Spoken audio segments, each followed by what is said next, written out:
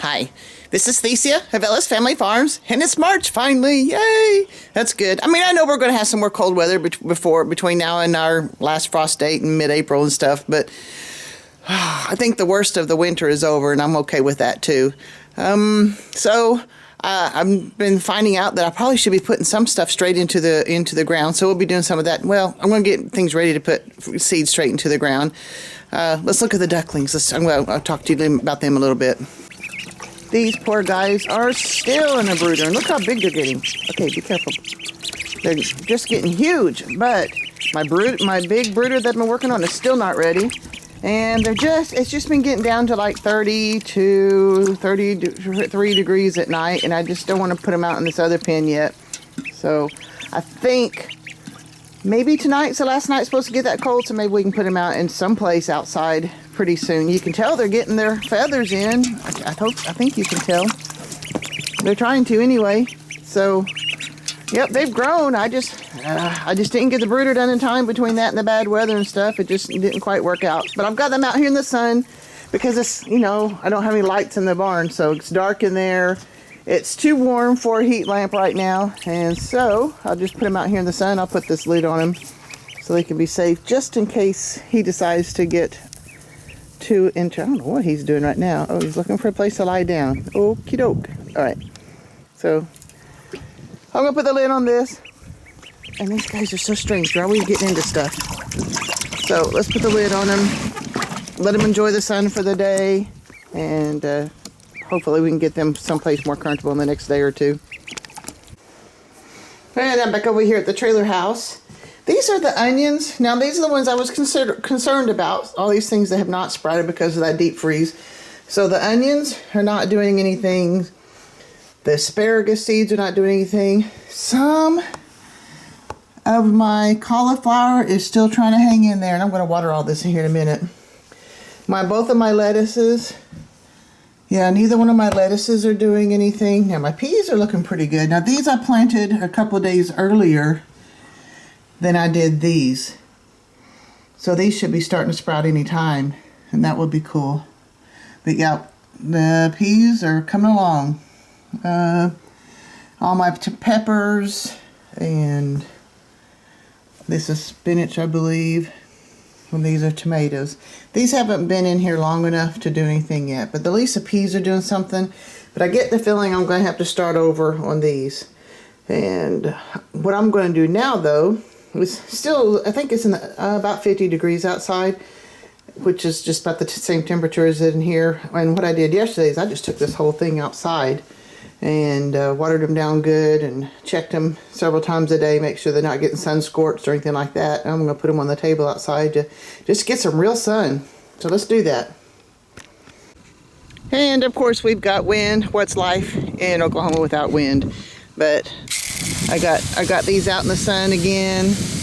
I love this thing. This is so cool. I've been really enjoying it.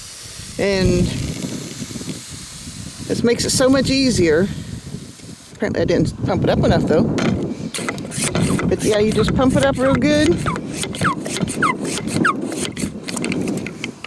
And you just start spritzing. Isn't that neat? I just like this. Because it puts a nice mist on. I think it's where it sprays more solidly, more of a stream. But you know how it is when you try and do seeds and stuff, you just want a mist. So, yep. I really like this thing. And of course, like I've said in some of my other videos, I have a link to this in the show notes and for my Amazon page. But yep, I like it. It's supposed to get to about 60 degrees today, so it's going to be plenty warm for these after a bit. And like I said, they are all supposed to, well, not necessarily the tomatoes, but everything is supposed to be, the peas and lettuces and stuff are supposed to be good for when it's a little bit cooler like that anyway. But I just think the sun is going to be good for them. This is a blackberry I dug up because they reproduce themselves, and so I dug it up, and I've got it in here for right now so that I can transplant it later on. I don't know.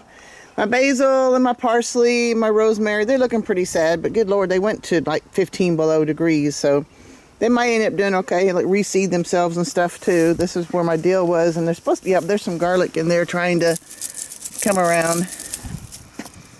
So, and it may not, and it's no big deal because my pot is dying big time. Apparently somebody thinks I've got more food. They come running. Those are doing pretty good. I think they're going to start laying probably within the next month or two. I feel sorry. Now that one little hen did okay. My other little hen that's over here, she got frostbite on her comb so bad. I felt so bad for her.